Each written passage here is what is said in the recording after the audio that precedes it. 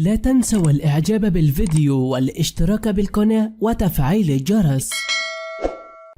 لن تصدق كيف أصبح أبطال مسلسل إسطنبول الظالمة مسلسل ما هو ذنبي، المسلسل التركي الكبير والمعروف والذي حقق نجاحات كبيرة ومعروفة، وأكبر نجاحاته هي تحقيق أكثر من ملايين المشاهدات، حيث مسلسل إسطنبول الظالمة أو مسلسل ما هو ذنبي هو أشهر المسلسلات التركية، وكان دائما ما تعرض حلقاته على القنوات التركية وقنوات مدبلجة. إسطنبول الظالمة أو ضروب اسطنبول مسلسل تركي إنتاج عام 2019، دراما عائلي رومانسي، عدد الحلقات 49. الحلقة الأولى 1 أبريل 2019 تركيا، إخراج جودة مرجان، جوكو شان، أوستا، شينول سونومار، 33-39، حيث عرض على القناة قناة داي، وكان من مسلسلات كبيرة ومعروفة، حيث اندهش الجميع من تحقيق المسلسل أكثر من ملايين المشاهدات، ولكن لم يعرض حلقات له منذ أكثر من 4 سنوات بسبب اختفاء أبطال المسلسل، ولم يتغير الكثير في ملامحهم، ولكن تغير البعض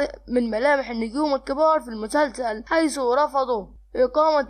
أجزاء أخرى من المسلسل بسبب عدم وجود مقاومات مثلما كانت. اللهم احفظ كل أبطال المسلسل المعروف التركي الكبير إسطنبول الظالمة أو ما هو ذنبي.